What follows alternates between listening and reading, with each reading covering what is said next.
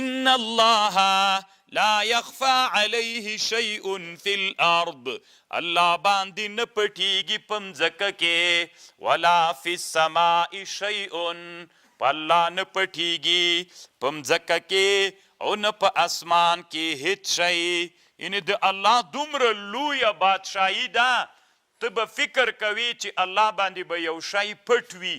د الله بادشاهي دومره عمق ته تللې ده چې هیڅ شی نه پې باندې پټیږي طالبانو ورونو علما وی دا د جولاګک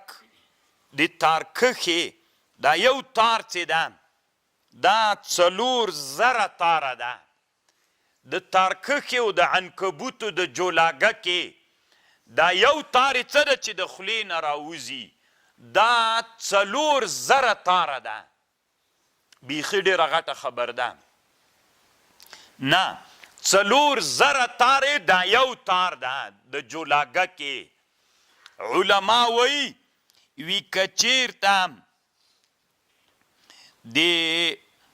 انسان دغه د جولاګکې تار د انسان د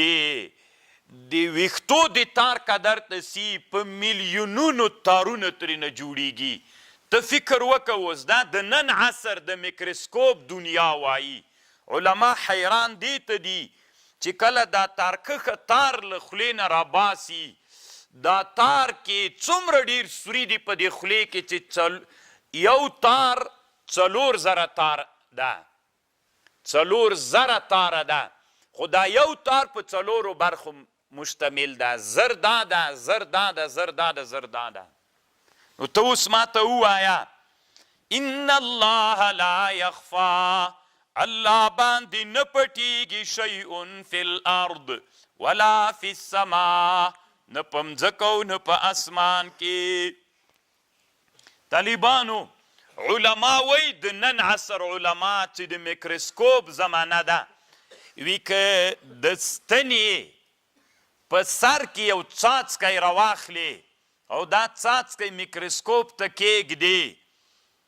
په لسګونو زره حیوانات به پکې ویني چې ژوند پکې کوي په لسګونو زره حیوانات طالبانو امام رازی رحمه الله یو کتاب جوړ کړی د دې کتاب نوم ده المحصل عند افکار المتقدمین بدهیات شی دي بدهیات محسوسات دي هغه شی چې په سترګو لیدل کیږي هغه بدهیات دي چې د میکروسکوپ شیشې ته یو څاڅکی د ستنې په سر کې چې یو څاڅکی راواخلي کیږدي په لسګونو زره حیوانات به پکې ویني سبحان الله نو ته ووایه چې د الله څومره لویه بادشاهي ده ان الله لا یخفى علیه شیء فی الارض ولا فی السماء دومره لویه د الله عز وجل بادشاهي سوه طالبانو ورونو علما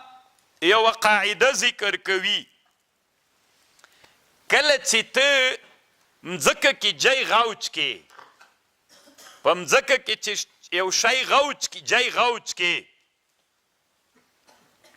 نو ډبره کته ورغورځوي نو دا ډبره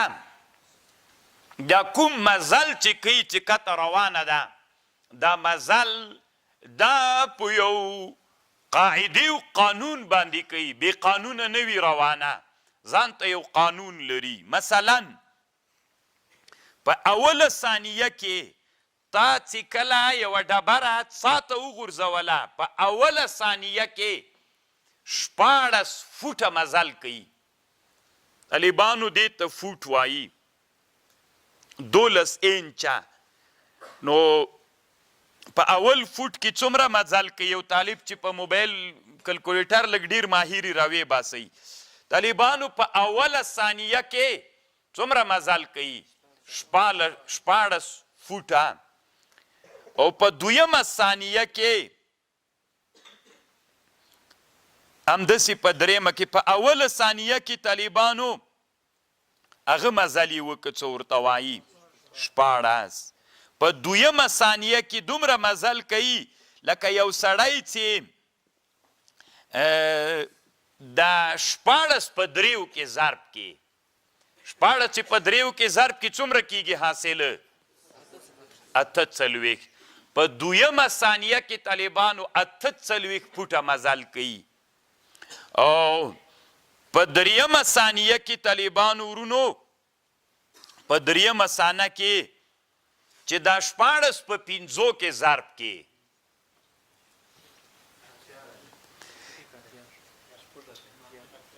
په 5 کې چې 14 ضرب کې هم او همداسې په اوله دویمه دریمه کنه څلورمې کې په 7 کې چې دا 14 په 7 کې داس طالبانو داسې فکر کوي چې دا دنیا منظمه نه ده په اوله ثانیه کې 14 په دویمه کې چې 14 په دریو کې ضرب کې 5 کې ضرب کې په بله کې په 7 کې ضرب کې په 9 کې ضرب کې په 11 کې ضرب کې په 14 کې ضرب کې 15 کې ضرب کې 14 په 14 کې ضرب کې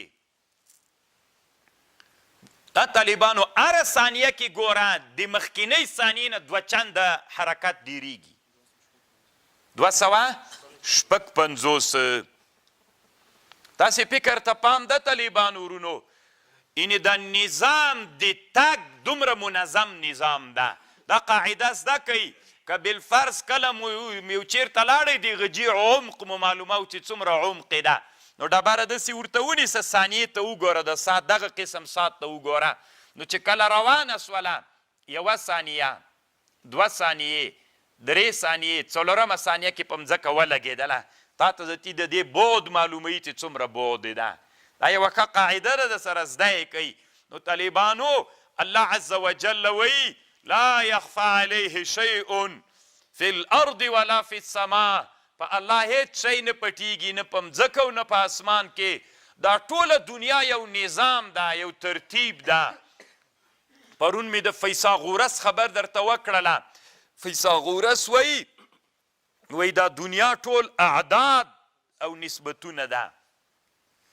اعداد او موسیقي ده چې نسبتونه ده نسبت څو کنه طالبانو اوله دقه کې دومره فوټه چې په دومره کې ضرب کې خو هغه دومره کې چې ضرب کې په دریو کې په 5 کې په 7 کې په 9 کې په 11 14 14 دا نسبتونه شول کنه نو دنیا ټول اعداد او موسیقي ده الله دومره منظمه دنیا جوړه کړې ده الله عز وجل په مسلمانانو باندې یو خاص رحم وکړي لکه مسلمانان چې دي هغوی داسې فکر کوي چې دنیا هیڅ نظام نه لري دا درته ښکاري طالبانو ورونو دا نقشونه